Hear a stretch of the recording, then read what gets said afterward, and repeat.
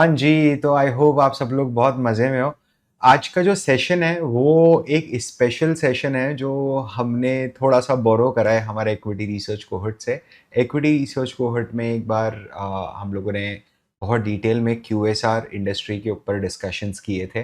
QSR industry के structure को समझा था, उसके स्ट्रेंथ वीकनेस को समझा था, उसके की रिस्क्स को समझा था, ग्रोथ ड्राइवर्स को समझा था, नुआंसेस को समझा था। मैं चाहता हूँ कि मैं वो एक्सटेंडेड लेक्चर मेरी यूट्यूब फैमिली के साथ भी शेयर करूँ एंड इसीलिए ये छोटा-सा सेशन हम लोगों ने आपके लिए प्लान किया रहता है। छोटा-सा नहीं, काफ़ी बड़ा ही है, बट फिर भी थोड़ा-सा अनस्ट्रक्चर्ड है। जैसी एक लाइव क्लास होती है वैसा है। आप एकदम चिल मोड में बैठो, ठीक है? एंड एकदम नोटबुक और कॉपी लेके बैठो और अच्छे से इसको सुनो।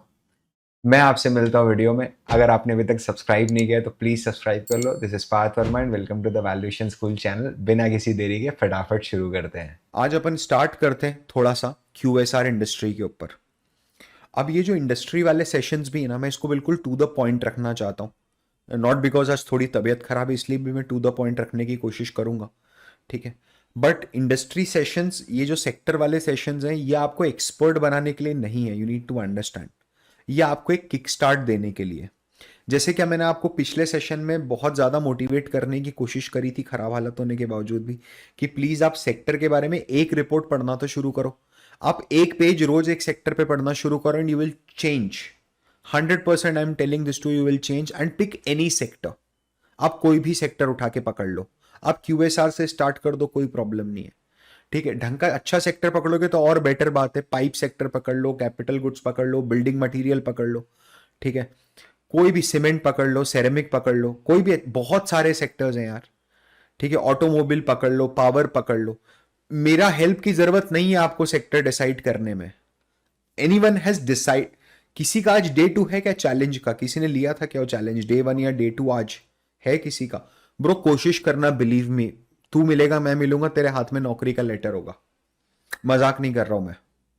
आई am not doing any kind of joke over here, trust me. Just pull that thing for next 50 100 days. Reading about pharma, you have hundreds of things to read about pharma. Concall reading 5 pages daily, very good. And don't stop to a particular company. जैसे अगर तूने pharma उठाया, pharma की companies का concall पढ़ना शुरू कर bro. 5 page रोज पढ़, सिप्ला के 5 पेज पढ़, खत्म हो जाए, अगली ग्लेनमार्क फार्मा पे जा। Do that. बैंकिंग सेक्टर पे कर सकते हैं, बिल्कुल कर सकते हैं, 100% कर सकते हो वीर जी। बस बैंकिंग में मेरे को कवरेज लेने दो एक बार। मैं एक बार एक पूरे सेशन में 3 साढ़े 3 घंटे की कवरेज दूंगा और डेप्थ इन डेप्थ सेशन होगा, ठीक है? जस्ट आपको थोड़ा सा समझाना है। सी, बैंकिंग सेक्टर के फाइनेंशियल स्टेटमेंट्स को क्रैक करना आसान, मतलब बहुत डिफिकल्ट काम नहीं है। इट इज जस्ट दैट वहां पर जो पैसा होता है ना, the paisa is the raw material, the paisa is the process and the paisa is the finish good, the money, right? जबकि नॉर्मल बिजनेस में paisa is a non operating asset. It helps you to run the business but it is not your business. Banking में, banking is a business of money, तो हल्का सा direction थोड़ा सा change करना होता है। यस, सेम चीज क्यूएसआर के साथ है। तो क्या होगा ना, ये सेशन खत्म होने के बाद अगर आप कोई भी क्यूएसआर की रिपोर्ट पढ़ते हो, कोई भी क्यूएसआर कंपनी को एनालाइज करते हो, ठीक है, कोई भी क्यूएसआर की थीमेटिक रिपोर्ट पढ़ते हो, believe me it will be like अ मक्खन टू यू। ऐसा लगेगा अमूल मक्खन की ब्रिक के ऊपर एकदम गरम चाकू रख दिया आपने, एकदम पिघल जाएगा वो, ठीक है? मैं कोशिश, कारण क्या ना, यहां पर मेरे को पता है 2 4 चीजें ये उलझने वाली, वहीं उलझोगे। नहीं तो यूजुअली पिज्जा बर्गर सुनते से कान खड़े हो जाते हैं अपने। It is very easy sector, that is why I started from this particular sector, that is like one of the reason, ठीक है? बट आपको एक चीज एक्नॉलेज करनी पड़ेगी ब्रो, दैट क्यूएसआर बिजनेस जो है, अच्छा हिस्टोरिकली क्या ये नॉन टेक बिजनेस रहा है क्या शुरुआत से? मतलब टेक्नोलॉजी ने कोई मेजर रोल प्ले नहीं करा है यहां पर। टेक्नोलॉजी अब रोल प्ले कर रही है, दैट टू टेक्नोलॉजी का जो रोल है वो डिस्ट्रीब्यूशन और मार्केटिंग तक ही लिमिटेड है। समझ रहे हो आप? यहां पर क्या होता है, यूजुअली एक ह्यूमन टच की इन्वॉल्वमेंट होती है बहुत ज्यादा, तो it's a non tech business. मैं ये बोलता हूं, it's not a hard core tech business नहीं है, ठीक है? आज के टाइम मार्केटिंग के लिए टेक का यूज हो रहा है, डिस्ट्रीब्यूशन के लिए टेक का यूज हो रहा है, but you might not be very comfortable अगर रोबोट आपका सैंडविच बना रहा है तो। हो सकता है आप कंफर्टेबल भी हो जाओ, कोई बड़ी बात नहीं है, बट मेरे को चाहिए कि एक इंसान बनाए ताकि मैं उसमें कस्टमाइज कुछ भी बोल के करवा सकूं। बट एनीवेज, ठीक है ना? तो it is one of one of such businesses जिसके अंदर पैसा बनाना बहुत डिफिकल्ट है। मतलब अगेन बिकॉज क्या होता है, आपने देखा 2020 के बाद से कितने सारे रेस्टोरेंट खुले, कितने सारे रेस्टोरेंट्स बंद हो गए। मेरे फ्रेंड्स ने बहुत सारे कैफेज खोले अलग अलग, किसी ने बाइक टांग दी, किसी ने रस्सी टांगी, रस्सी पे बल्ब लगाया, किसी ने टायर की कुर्सी बनाई, ठीक है, ऐसी जाली जाली वाली, सब ने सब कुछ करके देख लिया। ठीक है, बहुत सारे रेस्टोरेंट्स ओपन हुए, बहुत सारे रेस्टोरेंट्स बंद हुए। फिर एक वेव चली कि कैफेज स्टार्ट होंगे। मैं रेस्टोरेंट मतलब कैफेज की बात कर रहा हूँ, छोटे छोटे कैफे जहाँ कॉफी की मशीन लाके उससे चाय बनाई जाती है ना, चाय सुट्टा बार और ये सब चीजें थोड़ा सा देख के। यस, हर नुक्कड़ पे आज इस तरह की दुकान खुल चुकी है, right. But you need to understand all these people are struggling a lot. These people, जिन लोगों ने कैफे खोले ना, उनके लिए रेंट निकालना, the fixed cost is the biggest struggle. ठीक है, जो क्लाउड किचन है, सॉरी, जो क्लाउड किचन है, वो क्लाउड किचन के अंदर variable cost is the biggest struggle. वहां पर फिक्स कॉस्ट का स्ट्रगल नहीं है। वहां पर डाका कौन डालता है सबसे बड़ा क्लाउड किचन के पॉकेट पे? जोमैटो और स्विगी। 30-40%, 50% कई बार वो पैसा खा के ले जाते हैं। 30% तो कट है, 20% मार्केटिंग और पैकेजिंग और ये सब चीजों का खर्चा। तो 50-55% तक वो खींच के ले जाता है। ठीक है,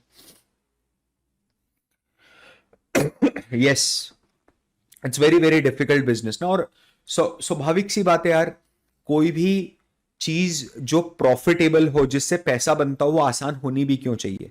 रेस्टोरेंट का बिजनेस बहुत आसान दिखता है ना। वो जो ओवर मोटिवेटेड स्टार्टअप एंथुजियास्ट होते हैं ना, जिनको ऐसा लगता है कि मैं अगर पानी पूरी की रेडी डाल दूंगा तो वो स्टार्टअप हो जाएगा, अगर थोड़ा कूल बना के डाल दूंगा तो उनको है ना ये बिजनेस दिखने में बहुत अच्छा लगता है कि यार कुछ भी नहीं है, ऐसा कैप पहन के खड़ा होना है, बर्गर लेनी है, बर्गर सेकनी है और ऐसे ऐसे ऐसे ऐसे करके ऐसे रैप करके उसको देना है, बस दैट्स इट, इतना आसान है। ठीक है, फिर क्या होता है, फिर वो शार्क टैंक वगैरह के अंदर ये जॉर्को और ये दूसरी कुछ ब्रांड्स आ जाती हैं, है ना। जॉर्को करके जो आया था वो कि थारे और ये और वो करके, और आप सब जोश में आ जाते हो बिल्कुल। ठीक है, फिर अनुभव, अनुभव दुबे, हमारे अनुभव भाई हैं इंदौर के। ठीक है, तो अनुभव दुबे की कुछ सीरीज और कुछ आप वो देख लेते हो, उसकी रील्स वगैरह देख लेते हो कि धंधा तो मैंने बनाया और 100 करोड़ रुपए, 200 करोड़ रुपए साल का बिजनेस है और हम कुल्लड़ से 4 करोड़पति बन गए और ये हो गया और वो हो गया। ठीक है, जोश टॉक्स देख लेते हो, yes yes yes yes yes. And चार दोस्त मिलकर डिसाइड करते हैं कि यार 1-1 लाख रुपए डालते हैं और अपन एक कैफे खोलते हैं। बिलीव मी, पूरा गलत में जाता है। The reason is it is very very difficult to operate this particular industry. 60%, I am not, ये मैं नहीं बोल रहा हूं, 60% ऑफ द न्यू रेस्टोरेंट्स मतलब उसमें कैफेज भी आ गए। ठीक है, हाँ, पहले साल में ही बंद हो जाते हैं। 60% ऑफ देम फर्स्ट ईयर ही नहीं झेल पाते हैं वो लोग। उसके पीछे लॉजिक समझेंगे। 80% shuts in first 5 years, only 20% survive. हर 10 में से सिर्फ 2 सर्वाइव करेंगे और वो भी सर्वाइवल मोड में ही रहेंगे। एक ही बचेगा जो प्रॉफिटेबल रहेगा। What is the reason behind it? ठीक है, सबसे पहले कि अपन क्यों पढ़ें, सबसे पहले तो that we should read this particular QS about the QSR industry. मतलब आपको मोटिवेट कर रहा हूं मैं रीड करने के लिए। अगले एक हफ्ते में क्या क्यूएसआर की एक थीमेटिक रिपोर्ट रीड करोगे ये सेशन देखने के बाद? नहीं तो कोई मतलब नहीं है। अरे एक थीमेटिक रिपोर्ट उठाएंगे, 15-20-25-50 पेज की होगी, पढ़ लेंगे। सिर्फ पढ़ेंगे, उसमें कोई नोट्स थोड़ा ना बनाने हैं, सिर्फ समझना है कि क्या बोल रहा है। पढ़ना तो पड़ेगा यार, वो तो रिसर्च तो आपको ही करनी है। ठीक है, हम क्यों कर रहे हैं लेकिन ये क्यों स्टडी कर रहे हैं? नंबर वन, एक तो जैसा मैंने बताया आसान है पढ़ना QSR. Number two, it's a very difficult business to do. Number three, it's the business which created enormous amount of wealth यार।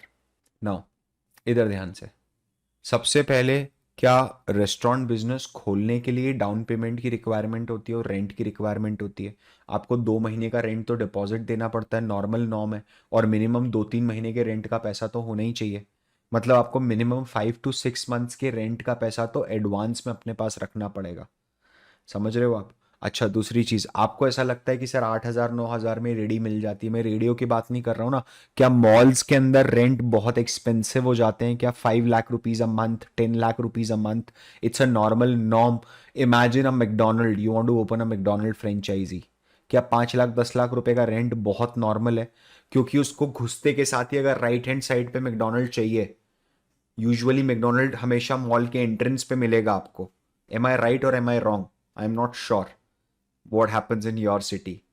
ठीक है, बट हमारे यहाँ पर मैकडोनल्ड या केएफसी घुसते के साथ ही राइट या लेफ्ट में रहते हैं। ठीक है, अगर आप बॉम्बे वाले हो, आप अंधेरी स्टेशन से बाहर निकलोगे, इनफैक्ट आप कोई भी स्टेशन से बाहर निकलोगे मुंबई के, किसी भी लोकल स्टेशन, बड़े लोकल स्टेशन से बाहर निकलोगे, you will get a McDonald just outside the station. Andheri के बाहर तो दोनों तरफ है। ठीक है, McDonald and Jumbo King, very good. ठीक है, तो एक बहुत बड़ा पैसा लग जाता है। फिर किचन सेटअप के अंदर बहुत पैसा लगता है, फर्नीचर के अंदर बहुत पैसा लगता है, डिजाइनिंग आउटले करने में बहुत पैसा लगता है।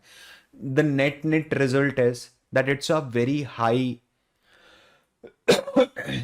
Capital intensive business. You need good amount of capital. ठीक है, जब कैपिटल मेरी बहुत ज्यादा लगती है, वो तो एक बात है ही है कि आपकी one time setup cost is very high. उसके बाद मुझे एक बात बताओ, एक रेस्टोरेंट बिजनेस में क्या इन्वेंट्री मैनेजमेंट सबसे बड़ा टास्क होता है क्या? कारण क्या है? Majority of your inventory is perishable. Perishable मतलब आज आप सब्जी लेके आए हो, 2 दिन बाद खराब हो जाएगी। पीओएस मतलब पेमेंट का सिस्टम जो होता है, आपने देखा है, वो एक मॉनिटर लगा होता है, उस मॉनिटर पे जब ऑर्डर क्लिक होता है तो वो ड्रॉर बाहर आ जाता है। देखा हुआ है वो पीओएस? अरे अंग्रेजी अंग्रेजी मूवीज में तो देखा होगा, पॉइंट ऑफ सेल सिस्टम। ठीक है, point to sale, yes, same वही है, डीमार्ट में जो होता है, yes yes, that is POS. ठीक है, तो इन्वेंट्री मैनेजमेंट बहुत टेढ़ी खीर है। आप अगर मिल्क आइटम लेके आ रहे हो तो यू नीड टू इंश्योर कि आप एक्सपायर्ड चीज़ें यूज़ ना करो और बाकी सब चीज़ें। ठीक है, again staffing is one of the most critical thing. आप समझ रहे हो, अगर आप अंडर स्टाफ हो एक रेस्टोरेंट बिजनेस में, if you are under staff, your customers will always go dissatisfied. Nobody likes to wait. McDonald ने सबकी आदत खराब कर दी है। 7 मिनट्स 8 मिनट में तो रेड हो जाता है कि 8 मिनट कैसे वेट करा दिया कस्टमर को। ठीक है, मैक्स 3-4 मिनट का टर्न अराउंड है मैकडोनल्ड के अंदर। ठीक है, टेक के अंदर अब धीरे धीरे, जैसा मैंने बताया आपको, बहुत पैसा लग रहा है। अगर आप जुबिलेंट फूड वर्क के कॉन कॉल्स पढ़ोगे, बीइंग अ क्यूएसआर प्लेयर, अगर आप पिज्जा हट के कॉन कॉल्स पढ़ोगे, they are investing heavily in tech. ठीक है, वो लोग बहुत ज्यादा पैसा टेक में खर्च करते हैं। टेक में पैसा खर्च करने का मतलब सोशल मार्केटिंग के बजट बढ़ाने की बात नहीं कर रहा हूं मैं। लाइक फॉर एग्जाम्पल, जुबिलेंट में, डोमिनोज में वो पिज्जा पॉइंट्स और ये सब चीजें में आप पिज्जा के साथ बाय बैक कर सकते हो। अब all these are ways to engage the customer, to increase the repeat rate. ठीक है, फ्रेंचाइजी फीस और रॉयल्टी, ये बहुत इंपॉर्टेंट एस्पेक्ट हो जाता है। यूजुअली अगर अपन क्यूएसआर की बात कर रहे हैं, whether you are considering yourself as somebody who has taken a franchisee of a restaurant, or you have considered yourself somebody जिसने खुद का क्यूएसआर बना के फ्रेंचाइज बांटी है, franchise fees is the critical component. अगर मैं रॉयल्टी की बात करता हूं इंडियन क्यूएसआर इंडस्ट्री में, तो it hovers around from 3.5% to 6.2%। 6.2% is highest being charged by Yum, Yum Foods. Do you know what is Yum Foods? नाम सुना है आपने यम फूड्स का कभी? यम यम, ये लोगो सुना है आपने नाम, ये वाला यम फूड का? दुनिया का सबसे बड़ा क्यूएसआर ब्रांड है। यस, पिज्जा हट, केएफसी और टैको बेल। ठीक है, टैको बेल, टैको बेल या टैको बाल, क्या नाम है, टैको बेल ही है ना, टैको बेल। ठीक है, तीनों ब्रांड्स इनके हैं। और ये जो है ना भाई साहब, ये किसके हैं? ये पेप्सी के हैं। Not in India, no, they are in India. क्या बात कर रहे हो, दे आर इन इंडिया। आप समझ रहे हो मैं क्या बोल रहा हूं? पेप्सिको जो है, पेप्सिको के 3 बिजनेस हैं main. Number 1 is cold drink, जिनके कारण नाम चलता है। Number 2 is Frito Lay, this is exclusively snacking business. And number 3 is Yum Brands. Yum brand के अंदर मेजर, ये ग्लोबली बात कर रहा हूं मैं, पिज्जा हट, केएफसी और टाको बेल। ठीक है, अब ये जो है ना यम ब्रांड, यम ब्रांड, हाँ, अपन अभी उस पर आएंगे तो अपन समझेंगे। But you no, they charge the highest royalty. 6.2%. Which whom charge the lowest one? Jubilant Foodworks, Domino's, 3.4%. But on an average अगर आप देखोगे बर्गर किंग को जोड़ दो और बाकी सबको जोड़ दो तो 4 to 5% royalty is the standard, कि 5% तो आपको रॉयल्टी देनी पड़ेगी। हमारे अनुभव भाई हैं वो 3% रॉयल्टी लेते हैं चाय सुट्टा बार पे, कि अगर आपकी चाय बिक रही तो सेल्स का 3% हम लेंगे, और बाकी जो रॉ मटेरियल हमसे एक्वायर करना है वो तो है ही है। ठीक है। अच्छा आप देखोगे ऐसे किसी ने बोला yes 6 royalty will always be count on revenue, it's on the net revenue. आप बस आपके पास जो पैसा आया उसमें से जीएसटी हटाओ, उसके बाद सबसे पहले रॉयल्टी हमको दो, तो it is 6.2% of their revenue. तो अगर आप एक 100 रुपए का बर्गर खा रहे हो तो उसमें से 6 रुपए यूएस जाएगा, इंडिया में जो बर्गर खाया जाएगा उसका, सिंपल सा लॉजिक है। ठीक है। जैसे अगर आप देखोगे तो इंडिया में जो यम ब्रांड्स हैं उसके 2 मास्टर फ्रेंचाइज है, सिंगल मास्टर फ्रेंचाइज नहीं है। जैसे देवयानी इंटरनेशनल का नाम सुना है आपने, और सफायर फूड, ये दोनों ब्रांड्स है, दोनों ब्रांड्स पिज्जा हट और केएफसी बनाती है। ठीक है। तो अब अगर आप देखोगे तो इनके रीजन्स के अलग अलग बटे हुए हैं क्या? इनके रीजन्स अलग अलग बटे हुए होंगे ना, डेफिनेटली ऐसे होगा। अच्छा क्या मैकडोनल्ड के केस में भी हमने ऐसा सुना है? आपको याद है हार्ड कासल रेस्टोरेंट्स लिमिटेड करके एक शॉप है, एक कंपनी है, और एक कंपनी आपकी वेस्ट लाइफ करके एक है, Westlife restaurants private limited या लाइफस्टाइल करके ऐसी कुछ नाम है। They have Westlife Foods, yes. So they have the area distributed among north and south in terms of south और वेस्ट में। नॉर्थ में तो मैकडोनल्ड शायद बंद हो गया था, बीच में ऐसा कुछ हो गया था, बहुत कांड हुए थे उनके, सुप्रीम कोर्ट तक गया था वो बैटल मैकडोनल्ड का, काफी टाइम तक तो दिल्ली में बंद था मैकडोनल्ड। ठीक है। तो एक से ज्यादा मास्टर फ्रेंचाइज हो सकते हैं, कोई बड़ी बात नहीं है। ठीक है। अच्छा क्या रॉयल्टी उनकी इनकम में अदर इनकम जैसा शो करती होगी कि भाई किसकी इनकम में, यूएस वाले की इनकम में अदर इनकम, हाँ इनकम फ्रॉम रॉयल्टी वो शो करती होगी। मेरे लिए तो मेन खर्चा है, मेरे लिए तो ऑपरेशनल इनकम है। कनॉट प्लेस रेस्टोरेंट के पास है दिल्ली एनसीआर के फ्रेंचाइज। तो और दूसरा फिर मार्केटिंग, क्योंकि क्या होता है ना, फुटफॉल की हमेशा दिक्कत होती है क्यूएसआर के अंदर। प्रीमियम देके मॉल्स बनाने का कंसेप्ट ही ये है कि फुटफॉल मॉल खींच के लेके आएगा, फुटफॉल के लिए आपको टेंशन नहीं लेना है। आप अगर मॉल में दुकान खोल के बैठोगे तो मॉल में भीड़ तो आएगी ही आएगी। ठीक है। अब वो भीड़ आपकी चीज खरीदती कि नहीं खरीदती, that is a different thing. तो मार्केटिंग के ऊपर भी एक सब्सटैंशियल कॉस्ट खर्च होती है क्यूएसआर में। So sorry, repair and maintenance is also one of the things because you need to maintain the shop continuously. ठीक है। तो it's a very challenging business. अच्छा फिर अगर आप देखोगे रेवेन्यू माइलस्टोन, तो रेवेन्यू माइलस्टोन कहाँ कहाँ पर है? ठीक है। रेवेन्यू माइलस्टोन क्या क्या है? रेवेन्यू माइलस्टोन में सबसे पहले तो डाइन इन है। डाइन इन मतलब फाइन डाइनिंग हो गया, कैजुअल डाइनिंग हो गया, दोनों हो गए। फाइन डाइनिंग और कैजुअल डाइनिंग के बीच में समझ में आया डिफरेंस? फाइन डाइन और कैजुअल डाइन के बीच में, आप अगर पिज्जा हट जाते हो तो आप उसको कैजुअल डाइनिंग बोलोगे, आप उसको फाइन डाइनिंग नहीं बोलोगे। फाइन डाइनिंग कहाँ बोलोगे? कौन से रेस्टोरेंट में जाओगे तो फाइन डाइनिंग होगा? मेनलैंड चाइना में जाओगे तो फाइन डाइनिंग होगा, सायाजी में जाओगे तो फाइन डाइनिंग होगा। समझ गए आप? आपके दिमाग में आ गया फाइन डाइनिंग का कंसेप्ट क्या है? रेस्टोरेंट, जो रेस्टोरेंट है, हाँ जहाँ रिजर्वेशन रिजर्वेशन करा के जाते हैं प्रॉपर ऐसे, है ना, तो वो फाइन डाइनिंग है। बाकी and it is just 2% of the entire food industry. Fine dining में कोई बहुत ज्यादा पैसा नहीं है, स्केलेबिलिटी का भी इशू आ जाता है, बाकी सब चीजें। ठीक है। दूसरा ब्रेकफास्ट, क्या मैकडोनल्ड ने अभी अभी अपना ब्रेकफास्ट मेनू लॉन्च किया है? काफी सारे इनफैक्ट इस समय रेस्टोरेंट्स हैं जो ब्रेकफास्ट के ऊपर फोकस्ड होते हैं। मैकडोनल्ड ने तो करा ही है, काफी टाइम से करा है। फिर राउंड द क्लॉक मेनू जो चलते हैं, वो जो रेगुलर मेनू जो चलते हैं, ठीक है, पिज्जा और पास्ता और बर्गर और जो रेगुलर चलता है। ठीक है। फिर डिलीवरी भी एक चीज है, delivery is also takeaways जो है, it is one of the substantial revenue stream at this point of time. And ये इंडिया में ज्यादा पॉपुलर नहीं है, बट क्या आप लोगों में से किसी ने देखे हैं ड्राइव थ्रूज? मैकडोनल्ड के ड्राइव थ्रूज देखे हुए? यूजुअली टीयर 1 सिटीज में होंगे, तब देखे होंगे। ठीक है। या फिर हाईवेज वगैरह पे देखे होंगे आपने ड्राइव थ्रू के अंदर, इंटरनेट पे भी देखे होंगे आपने, यूएस वेब सीरीज वगैरह में इट इज़ वेरी कॉमन। गाड़ी में बैठ के आगे बिल्डिंग के आगे से ऑर्डर देते हो, ड्राइव करके पीछे तक जाते हो, ऑर्डर कलेक्ट करके निकल जाते हो। मथुरा में। ठीक है, वेरी गुड। तो ये मेरे मेजर माइलस्टोन्स हैं जहां से मैं पैसा कमा सकता हूँ। ठीक है, अगर अभी आप देखोगे 2020 का ग्लोबल रिपोर्ट है, तो नंबर ऑफ स्टोर्स अगर मैं देखूंगा पूरी दुनिया में तो 50,000 से ज्यादा स्टोर्स हैं यम ब्रांड के, जिसमें पिज्जा हट, केएफसी वगैरह आ गया। ठीक है, और मैकडोनल्ड के 38,000 स्टोर्स हैं। बट क्या मैकडोनल्ड का रेवेन्यू ऑलमोस्ट डबल है क्या यम ब्रांड के मुकाबले?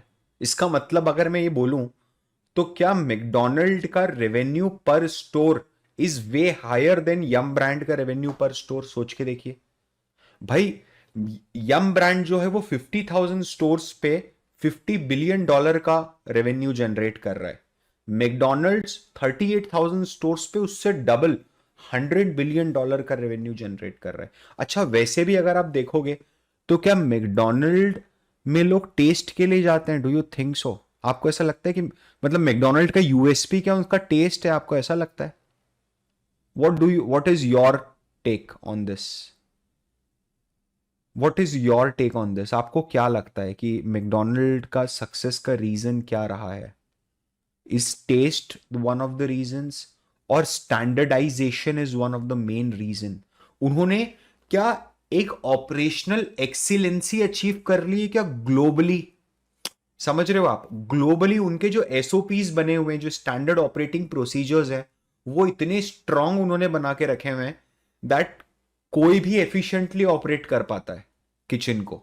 मतलब यह है कि आप देश के किसी भी मैकडोनल्ड में चले जाओ, मैं इंडिया की बात करता हूं, मैं इंडिया के बाहर कभी मैं मतलब मैं ऐसे कभी गया नहीं हूं। ठीक है, तो इंडिया में सारे मैकडोनल्ड्स में आपको टेस्ट वेस्ट तो ठीक है क्योंकि एक ही जगह से बन के आ रहा है, फ्रोजन है, वो सब मिलेगा, बट टाइम भी सेम रहेगा।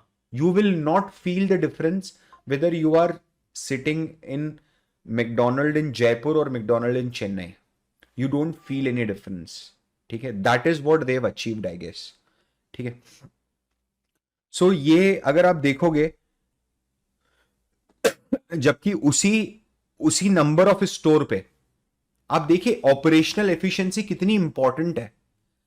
आप सबवे में आपने कभी फाइन डाइनिंग देखी? सबवे क्या फाइन डाइन प्रमोट करता है? इनफैक्ट सबवे क्या बैठ के खिलाना प्रमोट करता है? मैकडोनल्ड में तो फिर भी आपको टेबल कुर्सी मिल जाती है। दो मैकडोनल्ड की कुर्सियां भी पर्पसफुली बहुत अनकंफर्टेबल बनाई जाती हैं, बहुत छोटी सी बनाई जाती है, अनकंफर्टेबल बनाई जाती है। But Subway same store count है बट 80% कम सेल्स है। तो मैकडोनल्ड ने डेफिनेटली कुछ बड़ा क्रैक किया है। ठीक है ना? अब थोड़ा सा अगर आप देखोगे तो की फाइनेंशियल रेशियोज, कुछ दो या तीन इंपॉर्टेंट रेशियोज हैं जो आपको हमेशा परेशान करेंगे क्यूएसआर इंडस्ट्री में, क्यूएसआर सेक्टर के एनालिसिस में। ठीक है, नंबर वन इज क्यूएसआर में जो रिटर्न होता है ना, वो दो चीजों पे डिपेंड करता है। Number one, size of the store पे रिटर्न डिपेंड करता है। Number two, location of the store पे रिटर्न डिपेंड करता है। साइज ऑफ द स्टोर पे रिटर्न डिपेंड करता है मतलब मैं समझा नहीं। यानी स्टोर का साइज जितना बड़ा रहेगा, क्या पैसा निकालने में उतना ज्यादा टाइम लगेगा? क्या मेरा पे बैक पीरियड उतना बड़ा होता जाएगा? क्या पे बैक पीरियड समझे आप क्या होता है? मतलब अगर मैं 2 करोड़ रुपए एक रेस्टोरेंट में लगाए हैं और मान लो वो रेस्टोरेंट मेरे को 40 लाख रुपए साल का नेट प्रॉफिट दे रहा है, तो कितने साल का पे बैक पीरियड हो गया मेरा? 5 इयर्स का पे बैक पीरियड हो गया ना। 5 साल में मेरा पैसा वापस आ जाएगा। तो स्टोर का साइज जितना बड़ा है, क्या पे बैक पीरियड उतना छोटा होता जाता है क्या? सोच के देखिए। ठीक है, दूसरा चीज, लोकेशन। क्या rental expense is one of the key expense in any restaurant business? We have agreed by now, no matter where you are operating. समझना, whether you are operating in a very asset light model or asset heavy model।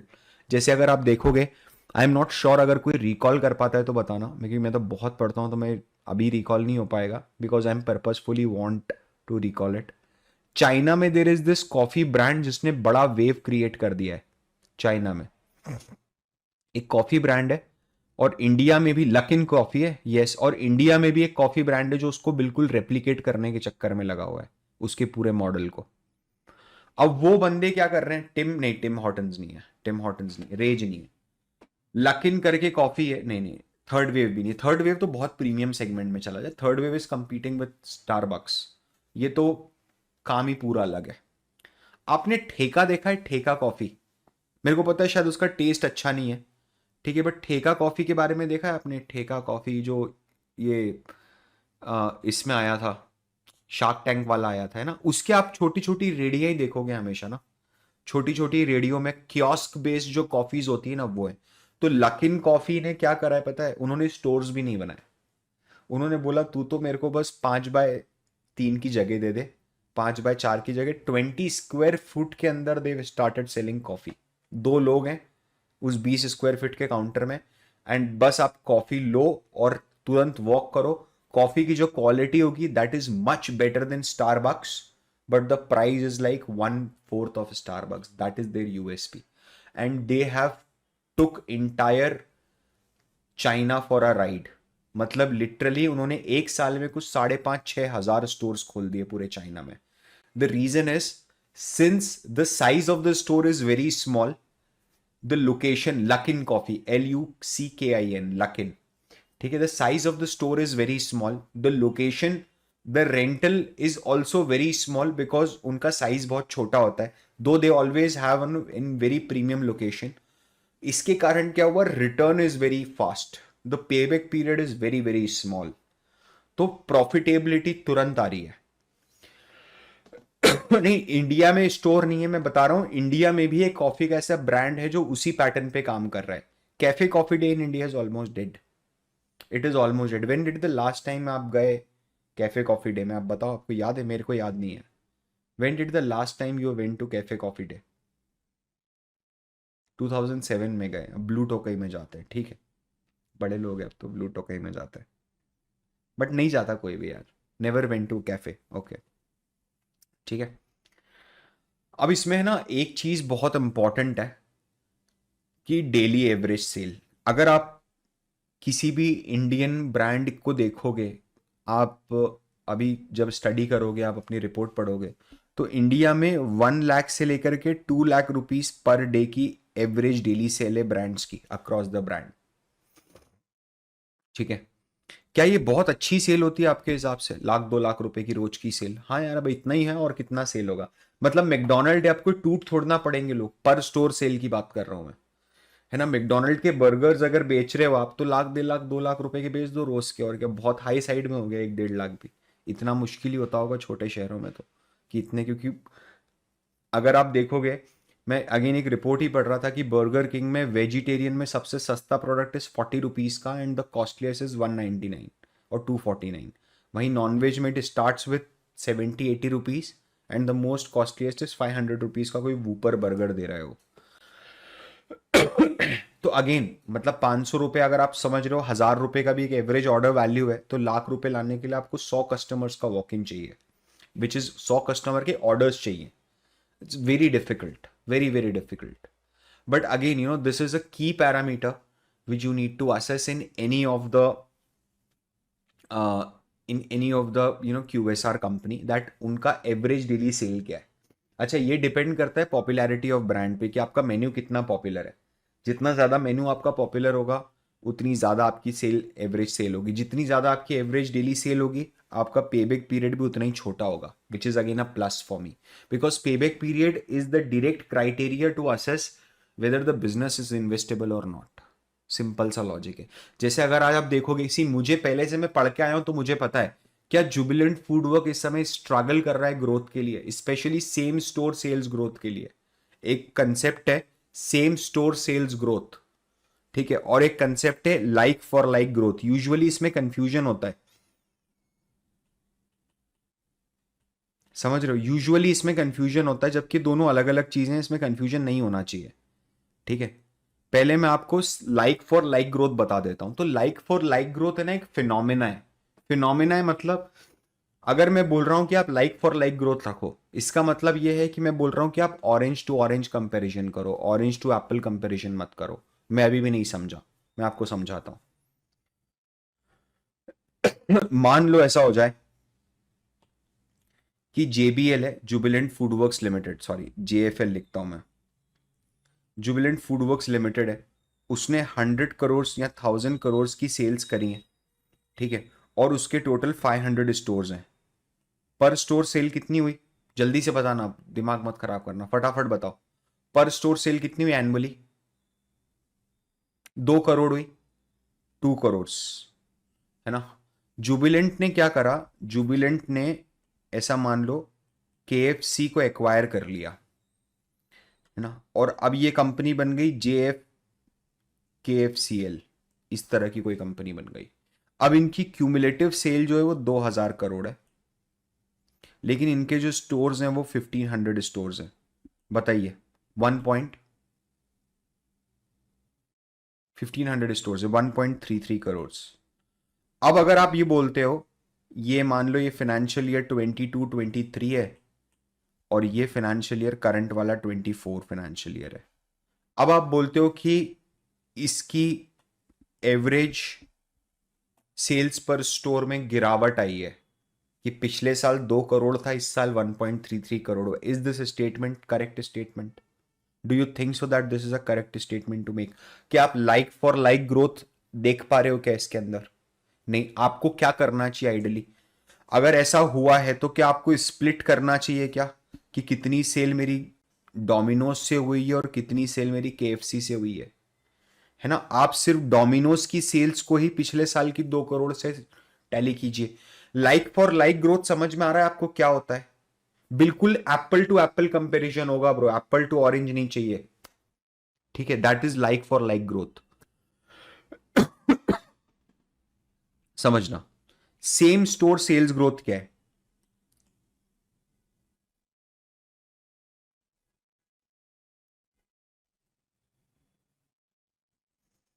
जैसे मान लीजिए कि मेरे 4 stores हैं,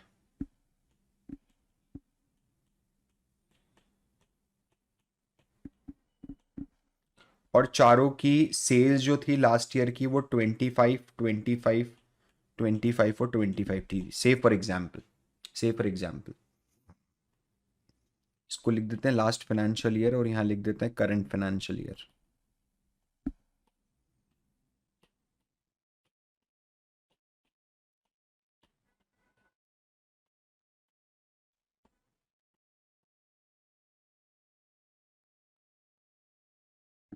क्या total आ रहा है इस तरफ राइट हैंड साइड पे करंट फाइनेंशियल ईयर में?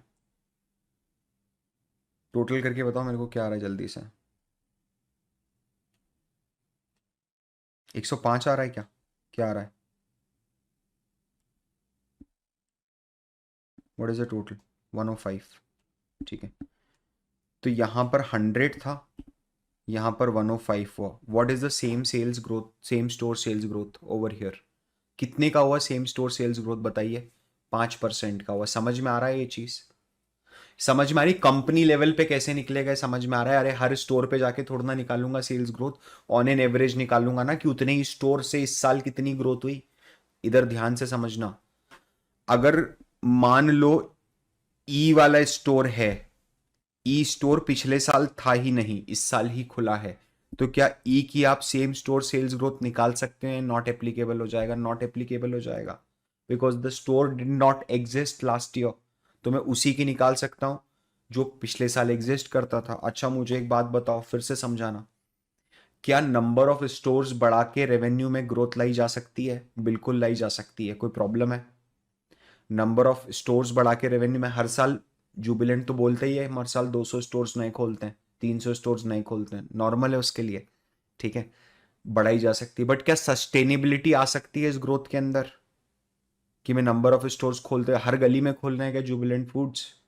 हर गली में डोमिनोज थोड़ा ना खोल सकता हूँ, एक पॉइंट ऑफ टाइम के बाद तो कैप करना पड़ जाएगा, रुकना पड़ेगा। इसका मतलब जो ओरिजिनल वैल्यू क्रिएट होगी वो क्या सेम स्टोर सेल्स ग्रोथ से क्रिएट होगी क्या, कि तू उसी जगह से अब अपने धंधे को बढ़ा।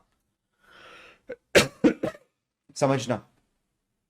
अगर कोई बिजनेस, जैसे मैंने आपको बोला जुबिलेंट फूड वर्क, डोमिनोज का बिजनेस इंडिया में स्ट्रगल कर रहा है, same store sales growth is 0%, 0% है, पिछले 2-3 सालों से 0% है, ठीक है।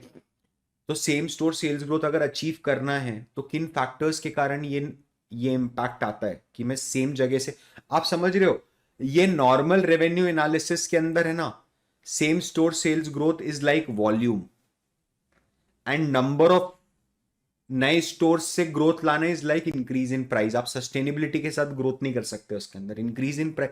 मेरे हमेशा, अगर मेरे पास ऑप्शन है कि जुबिलेंट फूड वर्क 10% से अपना रेवेन्यू बढ़ाए, ठीक है, ऑप्शन नंबर ए इज कि नए स्टोर खोले और 10% रेवेन्यू बढ़ाए, तो 10% नए स्टोर खोल और 10% रेवेन्यू बढ़ा। ऑप्शन बी इज एक भी नया स्टोर ना खोले और एग्जिस्टिंग स्टोर से 10% का रेवेन्यू बढ़ाए। Which is the most sustainable option? Which option you want as a owner of the business? Option number A or option number B? Everybody will go for option number B. तो how would you achieve option number B? Option number B कब achieve होगा? क्या मेरी average order value अगर बढ़ जाती है तो क्या ऑप्शन नंबर बी अचीव होगा? क्या मेरी सेम स्टोर सेल्स ग्रोथ बढ़ेगी? मतलब प्राइस ऑफ द कमोडिटी अगर मैं इंक्रीज कर देता हूं तो एक मेरे को ग्रोथ आती हुई दिखेगी कि उसी स्टोर ने ज्यादा पैसा कमाया, क्योंकि definitely price of the commodity अगर बढ़ेगा तो एवरेज डेली सेल्स भी बढ़ेगा। ठीक है, वेरी गुड। क्या नंबर ऑफ फुटफॉल्स अगर बढ़ेंगे, because same store sales growth बढ़ने के पीछे बेसिक रीजन ही यही है कि नंबर ऑफ फुटफॉल्स बढ़े। या तो नंबर ऑफ फुटफॉल्स बढ़ाओ या फिर नंबर ऑफ न्यू डिलीवरीज बढ़ाओ, यूनिक डिलीवरी। ठीक है, कि पहली बार एड्रेस से हमारे यहां से डिलीवरी हो रही है, वो यूनिकनेस होनी चाहिए। High repeat customers, yes. नए प्रोडक्ट लॉन्च हेल्प करता है आपके हिसाब से? New star product can also be done, absolutely yes. आप देखिए, एक नया पिज्जा अगर क्रैक कर दिया जुबिलेंट ने तो क्या फिर से स्टॉक रैली कर जाएगा? कर जाएगा ब्रो, करा है उन्होंने ये चीज पहले। जब चोको लावा उन्होंने क्रैक करा था, ठीक है, तो choco lava use to be their star product यार। People were just crazy behind the choco lava, ठीक है, and they were experimenting like anything. Everyone is experimenting like anything ना, because they want you to try new new items.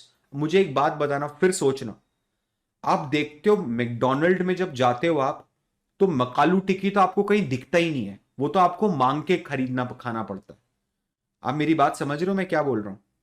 आपको इतना सारा colourful colourful और ऐसा stimulated menu दिखाया जाता है कि स्पाइसी पनीर, स्पाइसी चीज, चीजी पनीर, हैप्पी मील्स, ये वो, इतने सारे कलर। उसमें मैकडोनल्ड कहीं कोने में लिखा हुआ है 20 25 50 रुपए का मकालू टिक्की, बिकॉज उनको पता है ना उनका प्रॉफिट है। दे अगेन दे वांट की हाई प्रोडक्ट। अच्छा, बर्गर किंग ने तो बारबल स्ट्रेटेजी यूज करी है। बारबल स्ट्रेटेजी का मतलब क्या होता है पता है? कि कस्टमर को छोटे से प्रोडक्ट के साथ अंदर खींच के लेके आना और फिर उसको बड़ा प्रोडक्ट पिच करना, लाइक अ फनलिंग। तो बर्गर किंग अगर आप देखोगे तो सीधे वही बोलता है, आप तो वूपर ही खरीदो हमारा, एक वूपर खाओगे पेट भर जाएगा 200 रुपए का, ठीक है, आप और कुछ करो ही मत, है ना। तो एवरी वन इज इन जुगाड़ कि वो अपना सेम स्टोर का सेल्स ग्रोथ आगे लेके जाए, ठीक है। अच्छा, अगर मैं क्यूएसआर इंडस्ट्री की ही बात करता हूं, क्या क्यूएसआर में एक वैल्यू माइग्रेशन आप सब लोगों को होता हुआ दिख रहा है? डिस्पाइट, सी आई अंडरस्टैंड कि कोविड के बाद से तो छोटी छोटी दुकानें बहुत खुल गई हैं। छोटी छोटी दुकानें मतलब अब वो छोटे छोटे घर से लोग बना बना के बेच रहे हैं, घर के बाहर आंटी अपनी लारी लगा रही है, इस तरह की चीजें हो गई हैं। आई एम नॉट श्योर आप किस शहर में रहते हो, बट मेरे घर के आसपास मैंने ये चीजें देखी है ना। लेकिन उसके बावजूद भी क्या आज के टाइम पर ऑर्गेनाइज्ड सेक्टर इंक्रीज हो रहा है? क्या हो रहा है पीरियड ऑफ टाइम धीरे धीरे इन क्यूएसआर बिजनेस? मेरा मतलब यह है कि वो 50 आंटियां होंगी जो वॉफल बना के खिला रही हैं आपको। हो सकता है उनका वॉफल और अच्छा हो सब लोगों से, लेकिन उसके बाद भी बेल्जियन वॉफल लोग प्रेफर करते हैं जाना। I don't know the reason why. It's just that people, समझो, आप खुद सोचो यार, आपके पास में कोई आंटी है जो होममेड पिज्जा बनाती है, ठीक है, होममेड पिज्जा बनाती है, छोटा सा पिज्जा बेस भी वो बाजार से लेके आती है बेकरी से, और उस पर काट के बना, आपको बहुत पसंद आता है, ठीक है, और आप अक्सर वहां से मंगवाते हो। अब सडनली क्या हुआ, वर्ल्ड कप का मैच है और आपके यहाँ पर 6 7 फ्रेंड्स आ गए। खुद सोच के बताना लॉजिकली, आप वो आंटी से होममेड पिज्जा मंगाओगे, you will directly order Domino's, definitely you are earning good. That is तो बेसिक प्रेमाइस है, You will order from Domino's यार. Why? Because it is comfortable for everyone. Everyone is used to it. ठीक है, nobody says no to it. ये भी सबसे बड़ा aspect है. तो इसमें एक है ना, जब मैंने क्या बोला आपको, आप अगर देखोगे तो ग्रीन कलर देखो आप, to 26% market share was with organised player. वो ऑलमोस्ट डबल होने की कगार पे आ गया है. I know local aunties are also using Zomato these days. सब लोगों ने किचन खोल दिए, वो सब चीज़ें हो गई हैं. बट अगेन जैसे ही ये और ज़्यादा ऑर्गेनाइज होगा, बिकॉज और फास्ट चाहिए, और ज़्यादा you know I would say we want, मतलब this is a very basic consumption pattern these days in metro cities, that they prefer the food with a higher shelf life. I am not sure आप लोग कितने, क्योंकि आपने भी बाहर रहे नहीं हो, आप एक बार कमाते हुए जब बाहर रहोगे तो आप देखोगे कि हाँ यार, it is very common for people to buy ready to cook वाले पनीर की सब्जियां, एंड वो हाफ कुक्ड पराठे के item and all these things, right. So पूरा का पूरा ऑर्गेनाइज्ड की तरफ बढ़ रहा है, पूरा का पूरा, even in case of restaurant business also. ठीक है, हाँ, frozen is very, dehydrated fruit का भी आजकल एक कल्चर चला है. I am not sure if you are aware about it. कि आप अपने घर पे, इंदौर में ऐसा होता है दैट आप घर से सब्जी बनाओ, वो सब्जी उस शॉप पे लेके जाओ, वो उसको पूरा का पूरा ड्राई कर देगा सब्जी को, और फिर आप वो 6 महीने सब्जी यूज करो टाइट एयर टाइट कंटेनर में रख के, वो पाउडर बन जाएगी सब्जी पूरी, और सिर्फ पानी में डालो और मम्मी के हाथ की सब्जी. I never tried it, never, just seen in reels and all those things, right. जब ये वैल्यू माइग्रेशन और ज्यादा एग्रेशन के साथ आगे बढ़ेगा, तो believe me, this particular sector will also create enormous wealth in India. ठीक है, बिकॉज वैल्यू माइग्रेशन का बेसिक रूल ही है यार, जब जब वो होगा तब तब वेल्थ क्रिएट होगी, लोगों के कंजम्पशन पैटर्न, बिहेवियर पैटर्न बदलेंगे, एक्सपेंस पैटर्न बदलेंगे. Yes, it help kids in abroad. ठीक है, अब अगर आप देखोगे ना, तो कुछ एक कैटेगरीज होती हैं क्विक सर्विस रेस्टोरेंट्स की. एक तो हो गया क्विक सर्विस रेस्टोरेंट, जैसे कि सबवे, मैकडोनल्ड, है ना, ये सब चीजें हो गई आपके, वाव मोमोज, ऑल दीज थिंग्स. दूसरा हो गया आपका कैजुअल डाइनिंग रेस्टोरेंट, जहां पर आपको बैठ के खाना खिलाया जाता है, जो आपके छोटे मोटे रेस्टोरेंट्स हो गए, वो सब चीजें हो गई. फिर हो गया आपका cafe, sorry sorry so sorry, ठीक है, Starbucks, Cafe coffee Day, Blue Tokai, Chai Sutta Bar, Chai Thikana, all those things. Frozen dessert ice cream parlours, ये आपको पता है ऑलरेडी, मतलब all these Keventers and Naturals and all those things. ठीक है, pub bar clubs and lounge, Social is a big club. ठीक है, Barbeque Nation, clubs and lounge, all these things, right.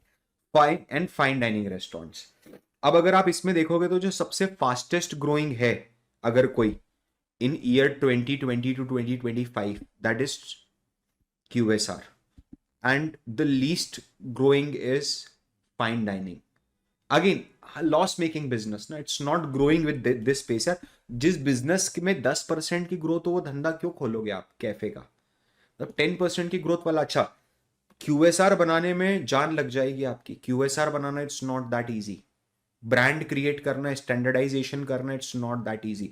जोरको crack कर गया, नहीं करा, दैट्स अ डिफरेंट थिंग. कितना आगे चलेगा नहीं चलेगा, दैट्स अ डिफरेंट थिंग.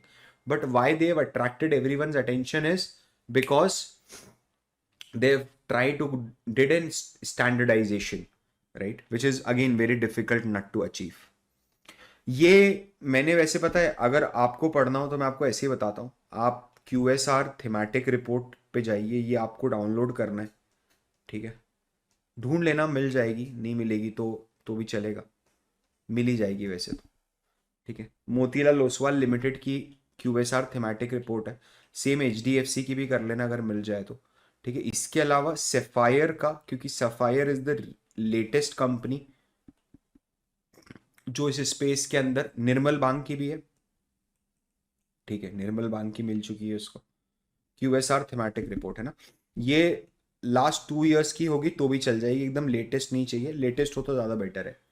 पिछले 2 साल में कोई ऐसा बहुत मेजर चेंज हुआ नहीं है. सफायर का DRHP पड़ी है, draft red herring prospectus, sapphire foods का. इसके अंदर है ना, ये लास्ट QSR कंपनी है जिसने अभी रिसेंटली IPO लेके आया है. आई नो काफी टाइम हो गया, but again this is the most latest and most elaborative information we have on QSR industry. ठीक है, तो डेफिनेटली जो लोग QSR कवर करते हैं उनको तो ये पढ़ना ही चाहिए। अब थोड़ा सा जरा बाबू है ना, आंखें गड़ा के देखने की कोशिश करना।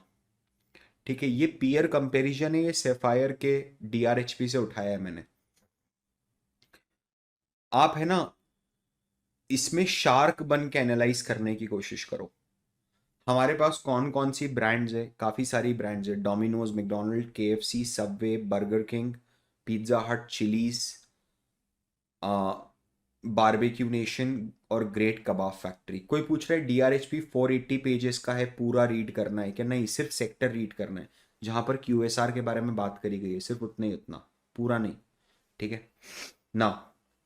आप है ना थोड़ा सा आंखें गड़ा के देखने की कोशिश करो, एज अ बिजनेस ओनर समझने की कोशिश करो, एज अ बिलियनर आंखों को देखने की कोशिश करो कि आपके पास अनलिमिटेड कैपिटल है और आपको पैसा लगाना है QSR में। थोड़ा सा जरा ऊपर देखो जाके कि ग्रॉस मार्जिन किस रेंज में है कंपनी के। इसका मतलब ये है कि QSR के अंदर 70% के आसपास का एक स्वीट स्पॉट होता है, 65 to 70% ग्रॉस मार्जिन होनी चाहिए। मतलब अगर मैं 100 रुपए का माल किसी को बेच रहा हूं, तो उस माल को बनाने की लागत जो मेरी आनी चाहिए वो 33 रुपीज से ज्यादा तो आनी नहीं चाहिए किसी भी कंडीशन में, 1/3 से ज्यादा नहीं आनी चाहिए। दूसरा, अगर आप देखते हो तो एडवर्टीजमेंट जो होता है वो 4 to 5% ऑफ द रेवेन्यू है, royalty again is 4 to 5% of the revenue. Store level का जो एबिडा मेरा आता है, स्टोर लेवल का एबिडा मतलब earning before interest, tax, depreciation, amortisation, operational cost, मेरी जो कोर ऑपरेशंस है, काम काज है मेन, उससे मैं कितना परसेंट निकाल पा रहा हूं। मतलब मैं अगर ₹1,00,000 का माल रोज सेल कर रहा हूं, तो इंटरेस्ट का खर्चा, टैक्स का खर्चा और डिप्रिसिएशन का खर्चा काटने के पहले मेरे को 16 से 20 हजार रुपए पर डे का बेनिफिट हो रहा है, which is again a very good benefit. ठीक है, अगर आप देखोगे इसमें तो आप इसमें पाओगे कि एक मैकडोनल्ड को सेटअप करने का खर्चा क्लोज टू 3.4 to 5 CR हो जाता है। ठीक है, ग्रेट कबाब फैक्ट्री को खर्चा 4 to 5 CR है, whereas to establish a Domino's और a Pizza Hut is a very very cheap nut, and mostly सबसे चीपेस्ट इज सबवे।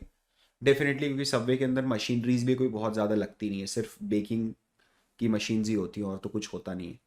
ठीक है है ना? तो यार ये अगेन मतलब यहां पर ये ऐसा है जो आप एक बार पढ़ोगे तो शायद ना समझ में आए, 2 बार पढ़ोगे तो शायद ना समझ में आए, but I am pretty sure कि अभी आज के बाद अगर आप देखोगे कि कोई रेस्टोरेंट बिजनेस है, तो यू ऑलवेज वांट कि यार मिनिमम 60-65% ग्रॉस मार्जिन तो होना ही चाहिए, एंड मिनिमम मिनिमम 15 to 20% का ये एबिडा प्रॉफिट तो निकाल के लेके जाए जाए कम से कम। ठीक है सर, इन प्रॉफिटेबिलिटी लेवल मैकडोनल्ड स्ट्रगल्स, हाँ वो सब चीजें हो सकती है, I am not talking about that अभी। वो अपने को ग्रैन्युलर लेवल पे देखना पड़ेगा कि अगर प्रॉफिटेबिलिटी के लिए मैकडोनल्ड स्ट्रगल कर रहे हैं इंडिया में तो क्यों कर रहा है। ठीक है, डोमिनोज नहीं कर रहा है, I know that they are doing very good. ठीक है, but you know I totally understand, but वो चीज़ हमें डीप डाइव करनी पड़ेगी अब। दैट्स इट यार, मेरा भी इतना ही था आज का। ठीक है, आप अब कोशिश करना कि आप एटलीस्ट एक QSR रिपोर्ट उठाओ और उसको पढ़ना तो शुरू करो। ठीक है, it will not only give you an edge over a long period of time, but believe me, जैसे आज भी मैं बताता हूँ, there was this student who called and he was very happy, got a job again in equity research. मतलब the reason is, हो सकता है वो थोड़ा सा बीच में ट्रैक छूट गया, इसलिए मैं बीमार हूँ, इसलिए मैं पढ़ाने आ रहा हूँ दैट, क्योंकि मुझे पता है मैं रिकॉर्डिंग दूंगा आपका पूरा मोमेंटम लूज हो जाएगा। एटलीस्ट आप बैठते हो यहाँ आके 1-1.5 घंटा 2 घंटा मेरी 2 बात सुन सुन के जाते हो सकता है थोड़ा सा मोटिवेशन मिलता हो, ना भी मिलता हो। ठीक है, बट मैं फिर बता रहा हूँ ब्रो, मैं जो बोल रहा हूँ ना, अगर आप वो कर दोगे, nobody can come between you and your job, nobody can come between you and your job. ठीक है, मतलब टच वुड, अपन कोई बहुत ज़्यादा चेस्ट थम्पिंग की बात नहीं है, लेकिन यार अपन कभी भी किसी को स्कैम करने की कोशिश नहीं की है। मैंने हमेशा प्योर नॉलेज आपको देने की कोशिश करी है विदाउट एनी फेब्रिकेशन। हाँ डेफिनेटली, अब आप ये पूछोगे मेरे से कि आप अगला कौन से स्टॉक में इन्वेस्ट करोगे वो बता दो, तो वो तो मैं नहीं बताऊंगा। ठीक है, मतलब that is not right way of approaching things. Right. बाकी तो मैं अनफिल्टर्ड ही रहूँ आप लोगों के साथ हमेशा। ठीक है, चलिए अब मैं आपसे वापस मिलता हूँ।